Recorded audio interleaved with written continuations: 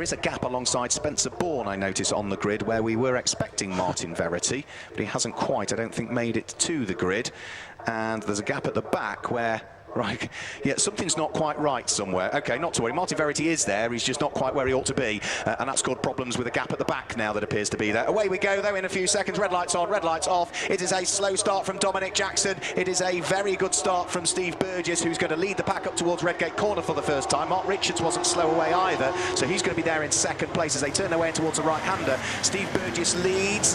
Christian Jeffrey side by side with Mark Richards heading out of Redgate Corner, and they're still side by side as they head down through Hollywood and onto the top of the Craner curves. Poor old Dominic Jackson, who was a little bit slow away, down into fourth position, but the double former champion at his local circuit looking to try and see what he might be able to do for a double win if he can here in the early stages, with another race of course to come later on. But Steve Burgess got the jump when the lights went out, and already he's got a bit of an advantage between himself and Mark Richards in second place, Christian Jeffrey in third place, Dominic Jackson, who completes the top four with Jerome Sadlier there in fifth position. It looks like Richard Baxter's there in sixth. Yes, I mean, I think that Steve Burgess is going to be licking his lips when he saw that Dominic Jackson went sort of backwards, and he's just trying to make hay while the sun is shining, isn't he? Just stretching his legs. Brian Harvey, the 48 car, that was the one that was not in his grid spot. He was like literally virtually touching the car that he was next door to, and he went charging up through the field, so he's had quite a controversial weekend. We've just had a change of order. Christian Jeffrey had Dominic Jackson dive up the inside. That slowed the pace of Christian Jeffrey coming out of Roberts, and now Jerome Sadlier has also been able to pick him off as well, so 2 places lost over the course of one corner. And now Jerome Sadlier looks at the inside of Dominic Jackson for third place. Door is closed by the man from Lincoln, and therefore he remains still in third position just. But Jerome Sadlier making his debut, of course, this weekend in the Radical Challenge Championship, having graduated out of the SR1 Cup, has got to grips with the extra aero and the slick tyres in these far more powerful cars beautifully well. They make their way back down towards us. They've exited Coppice already, heading down towards Roberts, and it looks like our leader Steve Burgess continues to stretch his legs. Purple sector 1, purple sector 2, although that's just been nicked by Dominic Jackson, who's got himself up into third and is desperately trying to reel him in. He's right on the back of the 52 car of Mark Richards. Mark Richards will see him in his mirrors. Jerome Sadlier in that fourth position, and not only has he got past Christian Jeffrey, but he's managed to pull away from him at the moment. But still out front, Steve Burgess in that blue number 2 car is stretching his legs quite comfortably. He is. Mark Richards going beautifully well here. We saw him for the vast majority of last year. He unfortunately missed out on the Brands Hatch Grand Prix circuit. His best result was a second, but he is going to have to ease off the pace because the safety car is coming out, and the reasons for the safety car coming out are... Spencer Bourne. No, yes, Spencer Bourne has not come through. He's gone missing in the second sector, which might tend to suggest it's down at the old hairpin where perhaps he's come to grief. So we are going to go back to green flag racing at the end of this lap, which means that we have got the best part of just under 12.5 minutes to go. So there goes Spencer Bourne. His bumble across the grass has allowed him to shake most of the gravel out of the air ducts and radiator ducts on that car, but he's going to be, of course, now a lap or so adrift. Safety car into the pit lane. Steve Burgess is about to get the race underway for round 2 of the 2018 Radical Challenge Championship, and it's a good restart from Steve Burgess. A little bit slower away is Mark Richards, who might just put himself under pressure from Dominic Jackson as they head up towards Redgate Corner. This time through, Jerome Sadlier still sitting there in 4th place, Christian Jeffrey in 5th place, but it was a really good restart from Steve Burgess, who has built, what, probably 10 car lengths, has he, between himself and Mark Richards, who is coming under pressure from the second of the black cars, that being Dominic Jackson, as they dive their way down through the Craners. Yeah, I'd imagine Dominic Jackson's a little bit frustrated with that, isn't he, because he'd seen the safety car come out to whittle away that lead that Steve Burgess had, hoping that he was going to be able to fight his way past the 52 car of Richards and put some pressure on. But actually, as they head up the Schwantz curves, it is a move there up to the right-hander of McLean's. It looks like Dominic Jackson has late lunged there, and he's thrown it up at the point I was about to say. He was under massive pressure by Jerome Sadlier. Jerome Sadlier is now under pressure from Christian Jeffrey, and darned if you do, darned if you don't. And in fact, it is. Christian Jeffrey has managed to get ahead of Jerome de Sadlier, but that all came from Jerome de Sadlier trying to put a move on Dominic Jackson, who suddenly put a move on Richards. And now Brian Caldwell has caught them all up as well at the wheel of the number 66 car that sits there in 6th place. Steve Burgess leads the race, Dominic Jackson second, Mark Richards in 3rd place. Jerome de Sadlier having just moved up to 4th place, now coming under pressure from Christian Jeffries. So the Guyana about to try and overtake the Swiss driver if he can. He jinks one way, jinks the other, very late at the inside. Christian Jeffries takes the place back as they head up towards Redgate Corner, but then runs wide on the exit, which allows Jerome de Sadlier to cut back, and it's going to be Jerome de Sadlier that retakes the place by the time they get onto the top of Hollywood. And all of this is allowing the cars ahead to pull away. It's also allowing Brian Caldwell to sit behind them all, and he's poised and ready to pounce and pick them off should they continue to squabble and leave the door open. Another car heading for the pit lane is unfortunately going to be Marcelo Marittiotto. There's been a big bite taken out of the front left-hand corner of his car. OK, and it looked like there may have been a degree of contact heading down into Redgate there, but I couldn't tell whether that was from that or there was other debris on the circuit that they were suddenly kicking up into the air. But we'll wait and see what has happened there. But Steve Burgess put in the new fastest lap of the race last time round. He's done a purple sector 1, purple sector 2, so he's going to go even quicker. So he knows he needs to just get a move on whilst he can, especially if he now knows that Dominic Jackson is in second, which he probably doesn't, such as the gap he's already built up. But the number 4 car is into second, trying to close in, but he's just lapped about just over a quarter of a second slower this time round. Yeah, I think the contact on the way up towards Redgate Corner was Christian Jeffrey, because he also has a large amount of bodywork missing from the front left-hand side, and he's just lost a further place there to Richard Baxter, the number 61 car, diving up the inside. So that was the bits of bodywork that we saw flying up into the air in towards Redgate Corner. So the driver that finished 3rd in yesterday's race now dropping down through the order.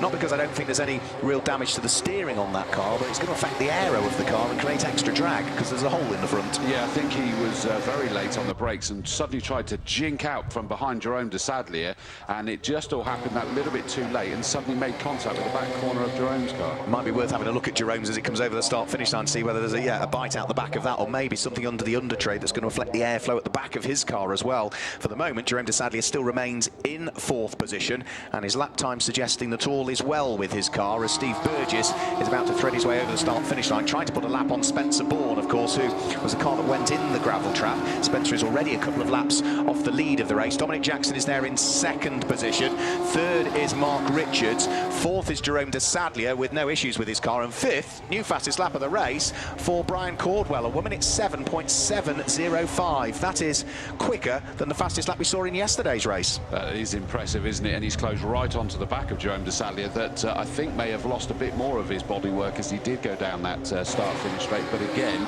we don't know if that's legacy bodywork and sat there from someone else that he's just unsettled. But he certainly put in a new personal best lap last time round, and he was right on the back. And in fact, going up through Schwanzger's, I'm trying to sort of work out who is that there. That is Caldwell trying to put a move on Jerome de Sadlier, isn't it? And all the while, the 61 car of Baxter, the sort of dark chrome red car of Baxter, is just sat there with a watching brief. He was, but he's now going to be putting some pressure onto the 66 car of Caldwell by the looks of it, so that as they sort of ebb and flow back and forth, they make a challenge and then they suddenly drop into the clutches of the car behind if it doesn't come off. I think it might be Mark Richards maybe that's lost the place and dropped down from 3rd into 4th position. Oh yeah, there they come over the start-finish line. Yeah, it is Mark Richards who's under pressure from Brian Caldwell as they come over the start-finish line. Brian Caldwell's on the right-hand side of the circuit. Mark Richards is trying to brave it out on the left-hand side. Who's braver on the brakes? The answer is on the way into the corner, Brian Caldwell. On the way out of the corner, Brian Caldwell covers off the switchback from Mark Richards. So it's Burgess that leads, Jackson in 2nd place, Jerome de Sadlier in 3rd place, Brian Caldwell up into 4th place, Mark Richards there in 5th place, and Richard Baxter is 5 seconds adrift as he sits there completing the top 6. That's quite surprising, wasn't it? Mark Richards was more the one trying to keep on the coattails of Dominic Jackson, and then suddenly he's fallen back and lost a place. So that is very unusual there. Not quite sure exactly what happened. I thought that we had Dominic Jackson under pressure then, but of course that's going to be Spencer Bourne, the car that's near him. But it does look like Jerome de Sadlier in the number 5 car is closing. In fact, he's put in a purple sector 1 as the number 5 car. The SR1 champion from last year is on a charge. He's up onto a podium place at the moment in his debut season of this championship, and desperately trying to reel in Dominic Jackson. Dominic Jackson still behind Spencer Bourne, because of course that's not a slow car in reality, is it? No, it's not. Spencer Bourne is not not particularly slow, but he's not quite getting out of the way. There are wave blues flags. Dominic Jackson dives up the inside at Redgate corner. I don't think he lost a great deal of time there, the vice-champion from the 2017 championship season, and at least now he's got the handy buffer of having that back marker car between himself and the charging Jerome de Sadlier. Last time through, Steve Burgess posted new fastest lap of the race, a 1:07.693 from the 2016 and 2014 champion at his local circuit. Of course, he won the race yesterday as well. He's on lap number 11. We have now less than 6 minutes to go, and he leads by 3.5 seconds. Jerome de Sadlier just scythed past the back marker as they went up there. The number 8 car, Spencer Bourne, he was not going to get held up whatsoever, and he is now still trying to reel in the number 4 car of Dominic Jackson. An enormous shame for Christian Jeffrey. We mentioned the bite that's been taken out the front left corner of his bodywork. Well, he is now being shown the black and orange flag, which suggests that the driver may have a mechanical issue he might not be aware of, and he needs to call into the pits. Well, Christian, I'm sure, will know that something's not quite right with the car, but he will have to call into the pits and satisfy the scrutineers that all is good before he's able to rejoin the race. But that is going to undo any chance of, well, even a half-decent result at this stage. He's inside the top 10. Someone's in the gravel on the exit of Roberts. Oh dear, and who's that that's not going to come through? That is John Caldwell, I think, that's in the gravel trap, as into the pit lane comes Christian Jeffrey, and is doing exactly the right thing, obeying that black and orange flag. The scrutineers will have a look at the car, they will double check the bodywork of it, and if they're happy, they will send it back out. If they're not happy, the team have to address it, but the indication is being given that they are happy with the fact that the bodywork is still stable. It's not going to come flying off around the track, and he will be able to rejoin, but that's going to put him a long, long way down through the order now. So the number 10 car that was again leading the team challenge finds itself sort of stuck in the gravel. I thought that they were going to be able to push that out, but they're going to struggle with that now. With 4 minutes 20 left, are we going to see a safety car? It's in the firing line, isn't it? Well, if he can go in there, it means someone else can. That's Exactly. a difficult thing. So I noticed that the 4th place car, number 52, Mark Richards, I noticed it last time around, is that he's managed to sort of fight off the attentions of the 66 car of Caldwell. Brian Caldwell started 12th, and he's up there in 5th place. So a great drive by him. He's a very quick driver, is Brian Caldwell. Of course, his brother John is who's in the gravel trap at the moment. So Brian is a race winner. We've seen him win races and regularly on the podium over the course of the last few seasons. Who is a driver who's got a very nice collection of cars as well, that he usually seems driving classic Jaguars amongst other things towards the circuits, but he's gone well, picked his way up through the order whilst brother remains in the gravel trap there at Roberts. He sort of turned into the right-hander and I think lost it through the right-hander. It's only just at the very start of the gravel trap really, so it's not as much in the firing line as otherwise it could be. So the race continuing at the moment with localised yellows up there at Roberts, while Steve Burgess, the number 2 car, leads by 3.5 seconds from Dominic Jackson. The gap came down by half a second last time through. Let's have a look this time through. It looks as though it might have grown again. The gap was 3.5, is up to 3.7. Yeah, Burgess leads from Jackson. The best of the squabbles is outside of the top 6 at the moment, because Jerome de Sadlier is fairly lonely now in 3rd place. Mark Richards is fairly lonely in 4th place. Brian Caldwell's there in 5th place. 6th is Richard Baxter. 7th is John McLeod. 8th is number 20, which is Mark Crader. And 9th is Brian Harvey. The best of the squabbles is down towards the bottom of the top 10 really at the moment, because in 10th place is number 6, the red car of Barry Liversidge, heading up towards the braking area from Redgate corner, but Martin Verity and Elliot Goodman are not that far behind him, and that's the closest battle we've got at the moment for 10th, 11th and 12th positions. Liversidge with 0.6 of a second between himself and Martin Verity, who's got 0.6 of a second between himself and Elliot Goodman. The rest of the cars ahead of them are all more than a second apart from each other. So the race just settling down with a couple of minutes to go. Steve Burgess is about to head through and start his penultimate lap of the race. Could be a good lap this from Steve Burgess. Through he goes over the start-finish line. It is a good lap. It's a new fastest lap of the race. A 1:07.454 from Steve Burgess. That's 0.4 of a second quicker than the fastest lap that we saw from yesterday's race. So he's still pushing on. That means the lead advantage now grows to just over 4 seconds. 4.1 seconds is the gap between 1st and 2nd place. As down in the pit lane is Chris Dawes. Yeah, and I've got Christian Jeffrey here, not the place that I was hoping to interview you, Christian. What happened? Well, we were battling out there. I mean, I don't want to talk too much about it, but I felt they had a bit of dirty driving out there. I mean, racing is racing. Everyone wants a win, but it just wasn't my day today. No, I mean, that's quite a big chunk out the front of your car there, but is that going to be sortable for the second race? Hopefully. I'm on the Radical Works team, so most of the stuff come out of Radical, so hopefully they have a front and everything ready for me.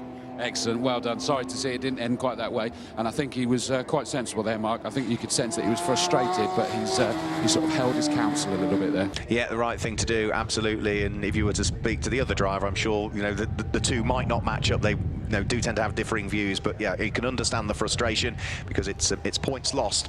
He's likely to be a front runner, I would have thought, over the course of this season. Another new fastest lap of the race for Steve Burgess that time through. He's on to his final lap this time, so on to lap number 16. The checker flag will be ready for him over the course of the remainder of this lap, but a 1 minute 7.306 now is the fastest lap that we have seen. That was half a second quicker than Dominic Jackson could muster in second place. And in third place, falling ever more away, is Jerome de Sadlier, the reigning Radical SR1 Cup champion, because he's, 3 seconds adrift now in third position. As for the battle for what was that good squabble towards 10th, 11th and 12th places, well, even that seems to have sort of sorted itself out, because Barry Liversidge now has daylight between himself and number 28, Elliot Goodman, and the other car that was involved in that squabble, Martin Verity, has not come through. He's gone missing somewhere. In fact, here he comes now, Martin Verity, number 25 out of Robert. So he's had a bit of an issue somewhere and has lost a whole raft of time over the course of the last couple of laps. Here comes the race leader. Steve Burgess makes it a double win and sets another new fastest lap on his very final lap. A 1 minute 7.297 from him. He wins by 4.9 seconds from Dominic Jackson, with Jerome de Sadlier in third place. Number 52, Mark Richards, in fourth place, with the number 66 car of Brian Caldwell completing the top five, finishing in fifth place. Sixth place goes the way of number 61, Richard Baxter. Seventh and eighth quite close together at the end of that particular lap, which is in seventh place, number 14, John McLeod, from number 20, Mark Crader, who finishes in eighth place. Ninth place is number 48, Brian Harvey. 10th is Barry Liversidge, who was caught again on the final lap by the number 28 car of Elliot Goodman. They'd spread themselves out and have caught back up again to take the checker flag in 10th and 11th respectively. And in 12th place, the leading car for the team category, which is Adrian Watt, number 55, is the first car home for the shared cars. So just one driver doing this race, but they will share the car over the longer 40-minute race that takes place later on today. He finishes in 12th place, just a second and a half up the road of the car that is second in the team category, which is the number 80 car of Peter Tyler. Yeah, it was a good one. I got a good start, and I think my mummy said he fluffed his start, so he was in fourth after the first corner. So I thought, right, I'll get my head down and get some quick laps in while those guys are squabbling. But unfortunately, the safety car came out, so I had to do it all again. Managed to pick off Christian, and then after the safety car, I managed to get Mark Richards. So unfortunately, Steve was too far down the road. But the competition between, second, third, fourth, fifth. I mean, these guys are, I need to work on my driving to get there. But some of the guys that were kind of mid-pack with me are very good. It was a tough race, a little bit of damage on the track. We'll have to figure out what happened, but third place is good. Hopefully I can move up the ranking as well. I nearly stitched myself up going down the crane of curves backwards on the first lap. So That'll do it then. yeah, just sitting there just please no one hit me as I was going onto the grass, but I had a bit of luck with the safety car. It packed everyone up again, and yeah, Peter had some bad luck unfortunately going off, and it was a good race. Unfortunately, first lap, caught my old foe Spencer, who was spinning in front. So it was do you go to the back or the front of him? And I just caught the front of him, so I was carrying some damage for the race. But I managed to gap these guys, and then the safety car bunches us all up. And then fairly easy run to the flag the last couple of laps. And then, I don't know, there's some oil over the back there, but myself and the guy in front went right off into the gravel. Managed to keep it together and keep going, but unfortunately, I got caught on the last lap, and this is why we're standing here. So one more to go.